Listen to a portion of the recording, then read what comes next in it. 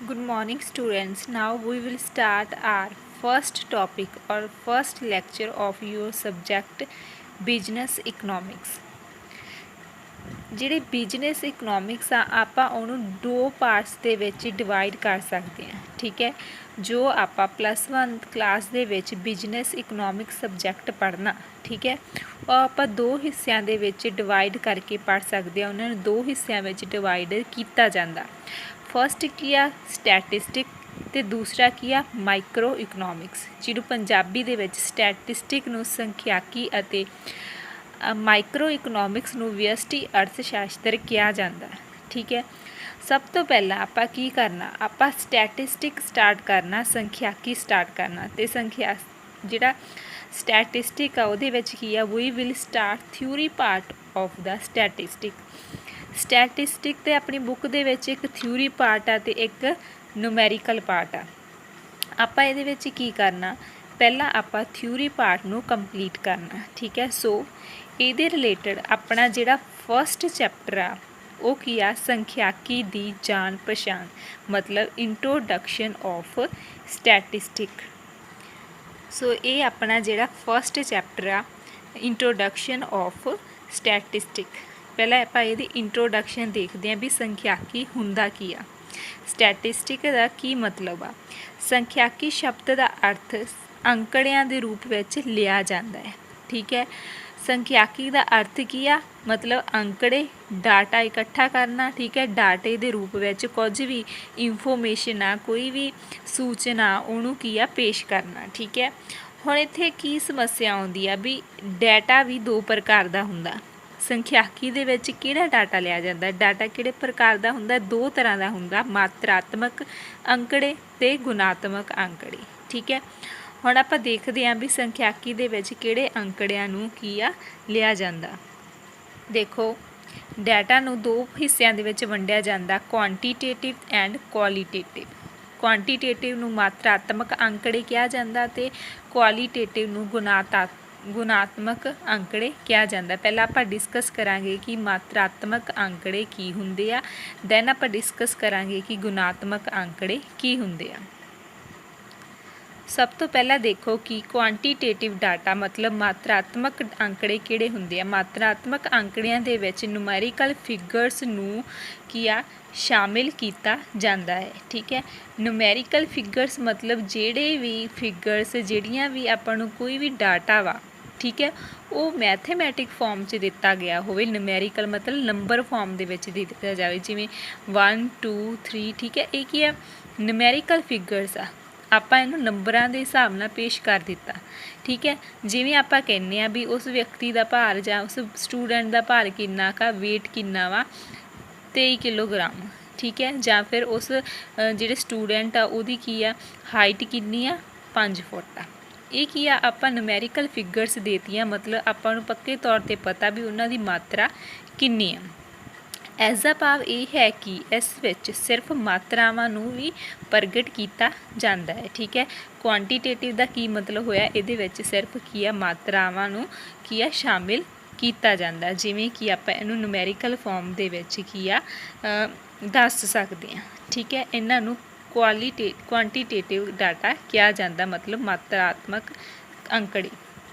ਇਸ ਤੋਂ ਬਿਨਾਂ ਅੱਗੇ ਦੇਖੋ, ਕੁਆਲੀਟੇਟਿਵ ਡਾਟਾ ਕੀ ਹੁੰਦਾ, ਜਿਹਨੂੰ ਗੁਣਾਤਮਕ ਅੰਕੜੇ ਕਿਹਾ ਜਾਂਦਾ। ਗੁਣਾਤਮਕ ਅੰਕੜਿਆਂ ਵਿੱਚ ਇਸ ਤਰ੍ਹਾਂ ਦੇ ਤੱਥਾਂ ਨੂੰ ਸ਼ਾਮਿਲ ਕੀਤਾ ਜਾਂਦਾ ਹੈ, ਜਿਵੇਂ ਕਿ ਅਮੀਰ, ਗਰੀਬ, ਹੁਸ਼ਿਆਰ, ਸੁੰਦਰ, ਹਾਈ, ਲੋ। ਠੀਕ ਹੈ, ਕੁਆਲੀਟੇਟਿਵ ਦੇ ਨਾਮ ਤੋਂ ਹੀ ਲੱਗਦਾ। ਦੇਖੋ, ਗੁਣਾਤਮਕ ਮਤਲਬ ਕਿਸੇ ਦੇ ਗੁਣਾਂ ਨੂੰ ਦੱਸਣਾ, ਕਿਸੇ ਦੀ ਕੁਆਲਿਟੀਜ਼ ਨੂੰ ਦੱਸਣਾ। ਆਪਾਂ ਜਦੋਂ ਕਹਿੰਦੇ ਹਾਂ ਵੀ ਉਹ ਕੀ ਆ, ਉਹ ਬੰਦਾ ਉਹਦੇ ਨਾਲੋਂ ਅਮੀਰ ਆ, ਜਾਂ ਉਹ ਕੀ ਆ ਬਹੁਤ ਹੀ ਜ਼ਿਆਦਾ ਗਰੀਬ ਆ, ਉਹ ਸਟੂਡੈਂਟ ਬਹੁਤ ਜ਼ਿਆਦਾ ਹੁਸ਼ਿਆਰ ਆ। ਠੀਕ ਹੈ, ਉਹ ਇੱਕ ਲੜਕੀ ਆ ਬਹੁਤ ਜ਼ਿਆਦਾ ਸੁੰਦਰ ਆ। ਠੀਕ ਹੈ, ਆਪਾਂ ਉਹਨਾਂ ਦੀ ਕੁਆਲਿਟੀਜ਼ ਦੱਸ ਰਹੇ ਹਾਂ, ਇਹਨਾਂ ਨੂੰ ਕੀ ਕਹਿੰਦੇ ਆ, ਕੁਆਲੀਟੇਟਿਵ ਡਾਟਾ ਕਿਹਾ ਜਾਂਦਾ। ਫੋਰ ਐਗਜ਼ਾਮਪਲ ਜੇ ਇਹ ਕਹਾਂ ਮੈਂ ਲੰਬਾ ਹਾਂ ਅਤੇ ਮੇਰਾ ਦੋਸਤ ਛੋਟਾ ਹੈ।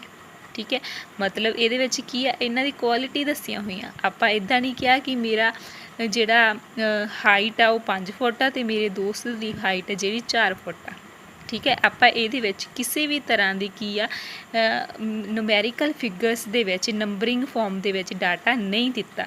इस विच सिर्फ लंबे ते छोटे की गल हुई है। ठीक है, इसका संबंध क्वालिटेटिव डाटा के नाल है। इस तरह आप कह सकते हैं भी आ एग्जाम्पल है जिहड़ी उहदा संबंध की आ क्वालिटेटिव डाटा के नाल है। हुण जिहड़ा आपां स्टैटिस्टिक पढ़ना अपनी बुक दे विच संख्याकी पढ़ना वो किहदे नाल डील करदा, ओनली क्वांटिटेटिव डाटा नाल डील करदा। संख्याकी सिर्फ मात्रात्मक आंकड़ियां नाल संबंध रखता है। ठीक है, संख्याकी का संबंध किहदे नाल आ, सिर्फ मात्रात्मक आंकड़ियां दे नाल। ठीक है, सो आपां की आ जिहड़ी अपनी स्टैटिस्टिक आ उहदे विच सिर्फ आपां क्वांटिटेटिव आंकड़ियां नूं ही लवांगे, क्वालिटेटिव आंकड़ियां नूं शामिल नहीं किया जाता। इस तो अगे स्टैटिस्टिक दी की आ मीनिंग देखना आपां। Statistic are numbers that have been collected in order to provide information about something. की कहंदे आ संख्याकी वो तरह के आंकड़े आ ਜਿਹੜੇ कि क्यों कलैक्ट किए जाते हैं, किसी भी चीज़ बारे जिहड़ी कोई आ आपां नूं इनफॉर्मेशन प्रोवाइड करन दे लई है जिहड़े आंकड़े इकट्ठे किए जाते हैं नंबरिंग फॉर्म दे विच, उन्हां नूं की कहा जाता, संख्याकी कहा जाता। देखो संख्याकी का संबंध उन्हां आंकड़ियां दे नाल है जो एक निजबद्ध विधि के अनुसार किसी विशेष उद्देश्य नूं ध्यान विच रख के इकट्ठे किए जाते हैं। ठीक है, संख्याकी का संबंध किहदे नाल, उन्हां आंकड़ियां दे नाल जो किसी भी निजबद्ध मतलब लाइन टू लाइन, ठीक है, किसी रूल नाल किसी ढंग दे नाल की आ इकट्ठे किए जाते हैं। क्यों, क्योंकि उन्हां नूं इकट्ठे करन दा एक उद्देश्य हुंदा। ठीक है, आपां पता करना हुंदा भी किहड़े उद्देश्य लई आंकड़े इकट्ठे किए जाते हैं। ठीक है, उन्हां नूं की कहा जाता, संख्याकी कहा जाता। फॉर एग्जाम्पल तो तुहानूं ज़्यादा क्लीयर होऊगा। Statistic indicates that 90% of home in this country have TV and phones. जे आपां कहिए कि जिहड़ी आ वाला अपना देश आ, ठीक है, इस देश के 90% लोगों को TV आ और फोन्स आ। ठीक है, ये की है एक संख्याकी की उदाहरण हो सकती है। मतलब क्योंकि ये आप एक निजबद्ध तरीके नाल उद्देश्य की सी अपना भी इस देश के पता करना भी आप किन्ने लोगों को TV है तो किन्ने कोल फोन आ।